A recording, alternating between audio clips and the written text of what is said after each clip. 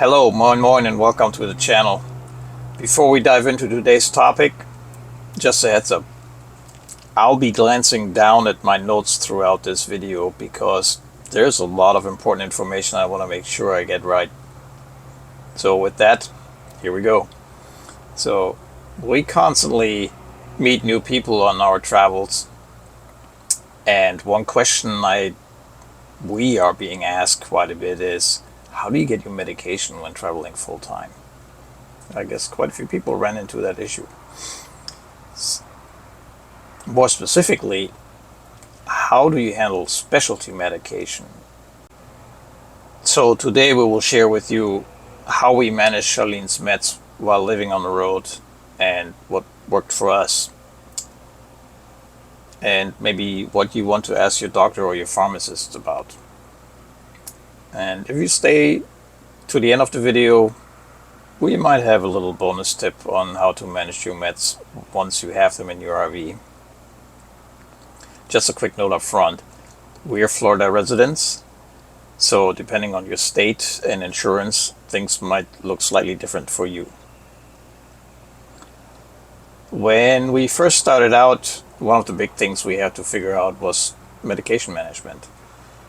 And Charlene's been living with MS since 2006, and like many of you in similar situations, that can mean ongoing medication management. So long before we ever got into RVing, we worked with her doctor to switch away from opiates for pain management. Well, we had to fire a pain doctor and find a new one, but that's a whole other story. So we don't go into details there, but she now uses anticonvulsant medication for pain, and that works pretty well, actually better than the opiates. That change also made travel a lot easier. No controlled substance to worry about, no refill headaches, and fewer restrictions. To simplify things, we also switched her prescriptions to 90-day supplies. That alone makes life on the road much easier. We use Walgreens as our pharmacy of choice, mostly because they're everywhere. But there are plenty of other national chains that work the same way. Prior to that, we use CVS. In some cases, your doctor can call in prescriptions nationwide, actually. So just check with your doctor and your pharmacy before you travel. Here's how it works for us. Our home Walgreens is in Northport, Florida. And when we get a new prescription, we usually get a text asking whether to fill it or put it on hold. We hit hold. Then when we need it, we transfer the prescription to wherever we are going to be next. When it comes to refills, I use the Walgreens app on my phone in conjunction with Google Maps to find the closest Walgreens. Because sometimes Google Maps and Walgreens don't agree on which one is the closest. Google Maps usually is the better choice. And that's the one I'm going to pick on the app. That system has worked really well. Though every once in a while we had to drive a little bit out of the way. Our record is like 45 miles one way for meds, but that really was out in the boonies. Not ideal, but it's part of the adventure, right? The big takeaway is plan ahead. Not every small town has a major pharmacy chains, and sometimes your meds can take a few days to arrive. So it really pays to know where your next pickup will be before you hit the road. The good news is most pharmacies will hold your filled prescription for several days, sometimes up to a week or more, before putting it back on the shelf. And even then you can refill it again. That gives you a little wiggle room if your travel plans change or you're delayed by whatever.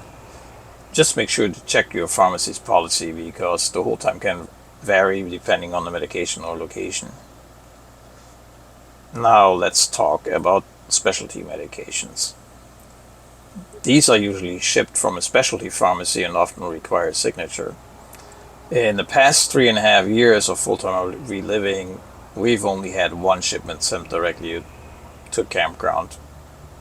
If you ever tried it, make sure you call ahead first and give them a warning or get permission.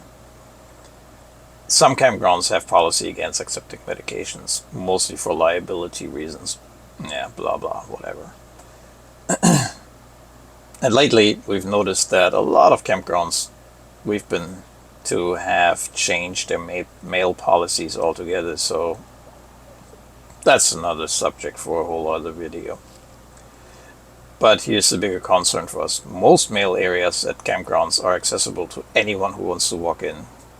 We're just not comfortable with medication sitting there unsecured, where anyone can access them. Not cool. In fact, we actually had one delivery go missing once. Thankfully, nothing important, but definitely reinforces why we do not do that anymore.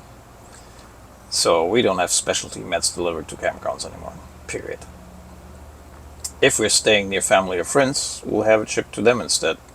That's a great excuse for a visit, right? When that's not possible, we have our specialty meds shipped to a FedEx Hold location site or a Walgreens pharmacy.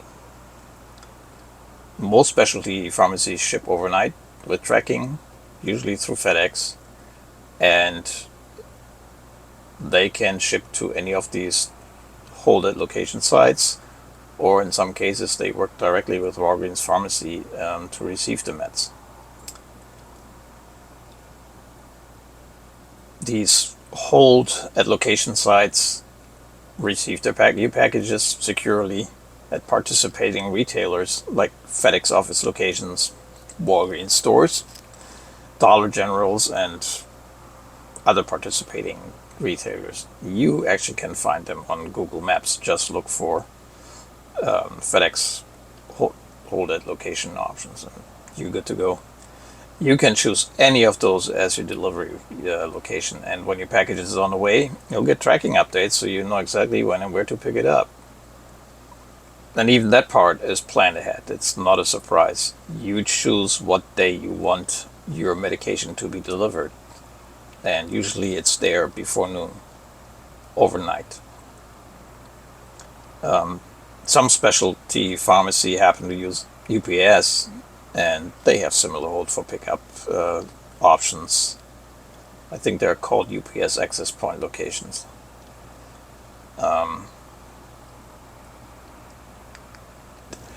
One important thing though, specialty meds usually have a shorter pickup window because many are temperature sensitive, and you only have 2 or 3 days to pick them up once they arrive. So if your plans change and you're running late, call right away and let the specialty pharmacy know. They can reschedule or redirect the delivery. Communication is the key, really. We had it once or twice in the past that FedEx delivered packages to the FedEx counter inside the Walgreens instead of the pharmacy, so you might have to ask where your package is, but really not a big deal.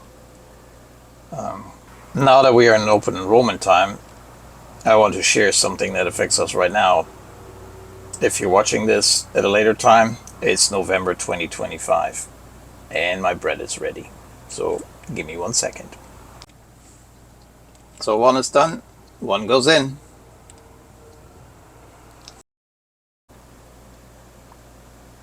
And now that the bread is in, and it smells really good here, I forgot where we were, so I guess we'll start over again. With open enrollment time, I think. We discovered that our cost for Charlene's specialty medication is going to go up significantly. And when that kind of stuff happens, you gotta get creative. So for us, that meant 2 things. First, we're switching to a different insurance plan, Medicare insurance plan, with better coverage structures for medications that work in our favor. And secondly, we switched specialty pharmacies. To be precisely, QuickRx specialty pharmacy. Now, QuickRx is a family-owned specialty pharmacy that focuses on helping patients access affordable specialty medications. They work directly with pharmaceutical manufacturers and non-profit foundations to find copay assistance programs. And they've helped patients save a lot of money on medication costs. One thing that's different with QuickRx, they don't deliver to Walgreens like our previous specialty pharmacy did. Instead, they ship to FedEx hold at location sites. What we get out of that is, if your medication cost goes up during open enrollment, don't panic. Talk to your doctor, explore different insurance plans. You can switch medications sometimes too, and look into specialty pharmacies that offer copay assistance programs. There are a lot of options out there. But that said, that's how we handle medications while traveling full-time, from regular refills to specialty deliveries. It all comes down to planning ahead, staying flexible, and communicating with your doctors and pharmacies. And don't forget, if your medication cost spikes during open enrollment, explore your options. Different insurance plans and specialty pharmacies with copay assistance programs can make a huge difference. If you found your own tricks for managing meds on the road, share them in the comments below. Your ideas might really help someone else out there. Who knows? Before we wrap this up, Jenny has a little bonus tip for you how to organize your daily meds. And with that, let's see the world. Here she is. So, and as promised, Jenny and I have a little bonus tip here on how we manage meds. Most of you probably use a pill organizer, and so did we.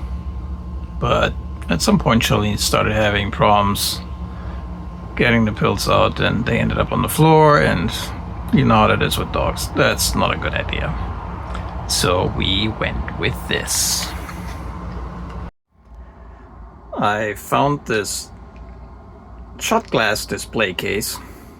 It has 4 rows, 7 compartments. Does it sound familiar? Perfect week. And I'm using 1 ounce cups, ramekins, whatever you want to call it, with lid. And that's where I put the pills in. And all she has to do is grab one, take the lid off, and take it. No more drop pills, and they're safe while traveling. It does have a door that we can close here. So I did have to add a second hook up there to make sure it really stays closed, because this little thing here didn't really work that well. But overall, has worked for us now for 5-6 years.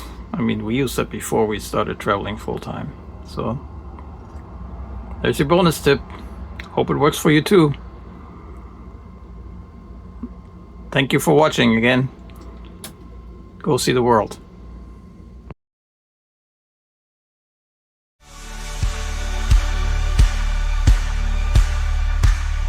Our voyage with them is across this sprawling land.